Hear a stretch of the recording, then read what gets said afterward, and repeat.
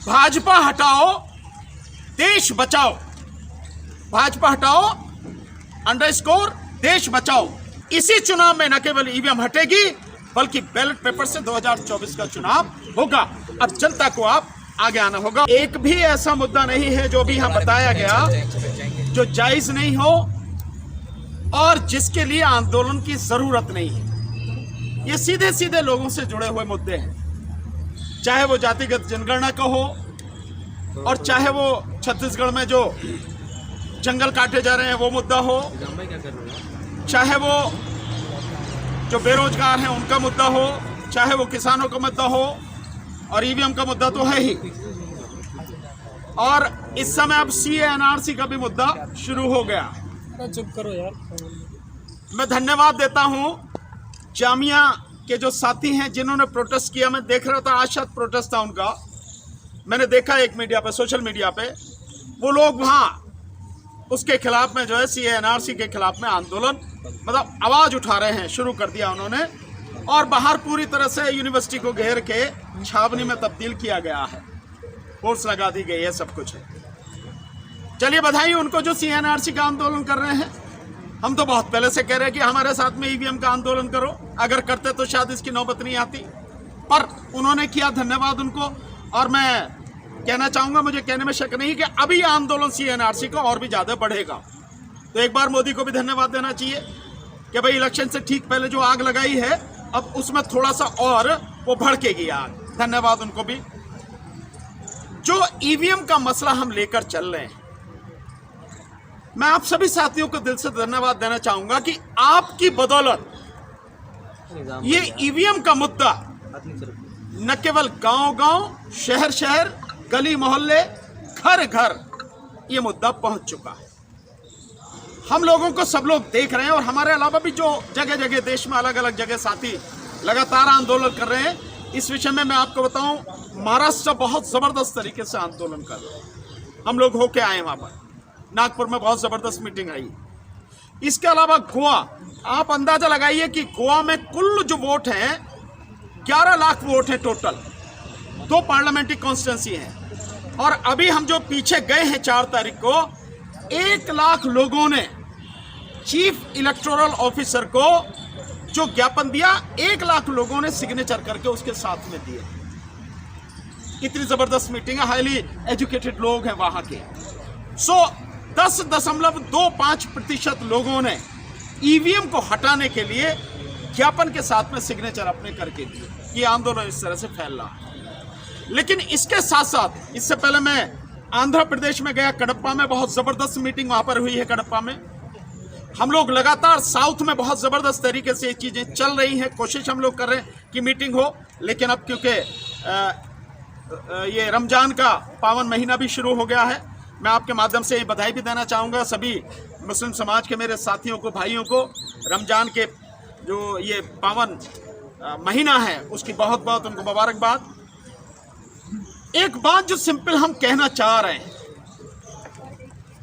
जो 23 तारीख को शहीद आजम भगत सिंह जी का शहीदी दिवस है, उस दिन जो ईवीएम के लिए जो प्रोग्राम सबसे अभी निवेदन किया गया, आदरणीय राजेंद्र पाल गौतम जी ने जो बताया, उसमें छोटा सा बस आपको क्लियर करना चाहता हूं कि देश में हर व्यक्ति से हमारा ये निवेदन है, वो चाहे गांव में रहता हो, शहर में रहता हो, किसी शहर में मोहल्ला हो, बड़ा हो, वहां हो, जहां भी उनको ठीक लगे वहीं पर सारे के सारे लोग इकट्ठे होकर 10, 20, 50, 100, 200, 500 जो भी उस दिन इकट्ठे हों और 2 काम उस दिन करें।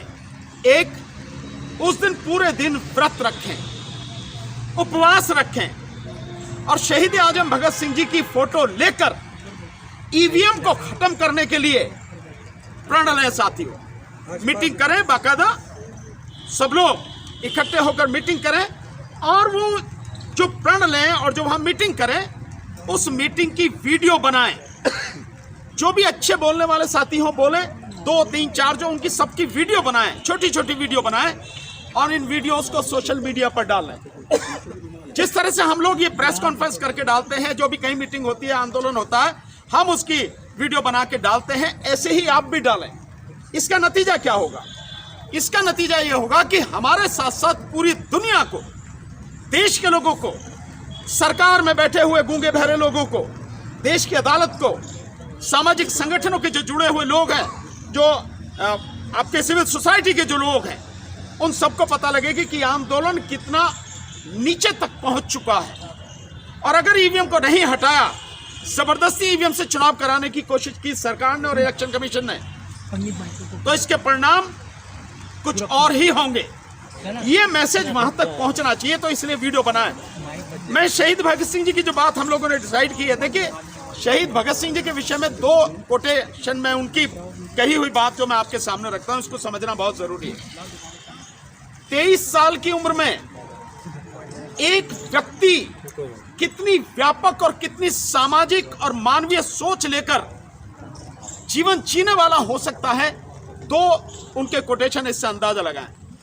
शहीद भगत सिंह जी ने कहा था कि क्रांति का मतलब यह नहीं है कि इसमें खून खच्चर हो, हथियार उठाए जाएं। क्रांति का मतलब है कि जो अन्याय और असमानता पर आधारित व्यवस्था है, वो व्यवस्था बदलकर समानता और न्याय पर स्थापित व्यवस्था कायम की जाए। आप सोचिए कितनी बड़ी बात है कि समानता और न्याय पर आधारित व्यवस्था होनी चाहिए, ताकि हर किसी को न्याय मिल सके, समानता मिल सके, हर किसी का सम्मान हो सके। दूसरा, एक और बहुत बड़ी बात कही थी उन्होंने।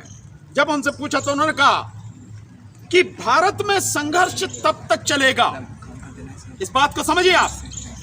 और मैं लोगों से भी कहना चाहता हूं कि भारत में संघर्ष तब तक चलेगा, ये शहीद भगत सिंह जी के शब्द हैं, कि भारत में संघर्ष तब तक चलेगा जब तक शोषण करने वाले लोग,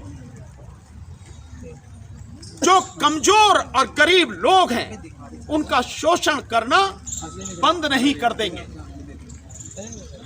शोषण करने वाले लोग, ये जरूरी नहीं कि वो अंग्रेज ही हो, वो अंग्रेज भी हो, उनके साथ में गठबंधन किए हुए भारतीय हो, और चाहे मूल रूप से भारतीय हो, ये तब तक संघर्ष चलेगा। आज वही स्थिति है।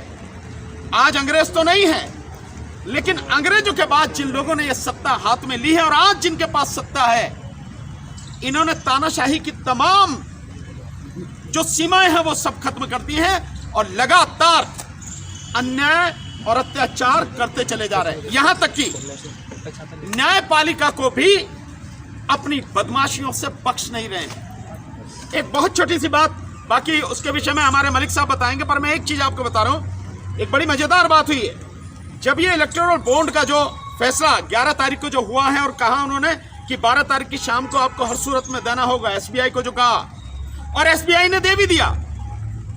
जब आपके पास था ही अवेलेबल, हर कोई जानता था, तो समय क्यों मांग रहे थे? इसी से पता लगती है कि किस तरह से सरकार इन तमाम संस्थाओं को अपने कंट्रोल में करके कोई भी ऐसी चीज जिससे सरकार नंगी हो जाए, वो लोगों के बीच में ना आए, उसके लिए काम कर रही है लगातार। फिर भी तो सुप्रीम कोर्ट के इस आदेश के बाद एक बड़ी मजेदार बात हुई है। हमारे यहाँ जो सुप्रीम कोर्ट के जो प्रेसिडेंट हैं, उन्होंने एक लेटर लिखा है। मैं चाहता हूं उसका खुलासा वही कर दें। मैं मलिक साहब कहेंगे, मैं पूरा करेंगे, मैं छोटा सा, मतलब ये भी बड़े दुख की बात है कि सुप्रीम कोर्ट का प्रेसिडेंट राष्ट्रपति को लिख रहा है कि भाई इस विषय पे आप जो है सुप्रीम कोर्ट से सलाह मांग लो। अब इस विषय में सुप्रीम कोर्ट ने आदेश कर दिया और वो आदेश इंप्लीमेंट हो रहा है, लागू हो रहा है। उस विषय में सलाह का क्या मतलब है भाई? वो तो वैसे ही कहानी खत्म हो गई। लेकिन आप इससे देखेंगे कि लोगों की जो अन्याय को बनाए रखने की और सच को छुपाए रखने की जो घिनौनी मानसिकता है, वो किस हद तक है, कहां तक गिर चुकी है। सो मेरा सबसे निवेदन है कि देखिए, ये आंदोलन जो हमने आपको वीडियो बना के जहां भी है, गांव में, शहर में, जिस जगह भी है, जिले पर, ब्लॉक पर, तहसील पर, विधानसभा पर, लोकसभा पर, कहीं भी आप हैं, ये मीटिंग करके और वीडियो बना के भेज दिए, ताकि दुनिया को पता लगे कि देश वाकई में जाग चुका है, कोई अंधेरे में नहीं रहना चाहिए। सो मेरा यही आप सबसे निवेदन है, और विश्वास रखिए कि जब आप सब लोग साथ में खड़े होंगे तो निश्चित रूप से इसी चुनाव में न केवल ईवीएम हटेगी, बल्कि बैलेट पेपर से 2024 का चुनाव होगा। अब जनता को आप आगे आना होगा।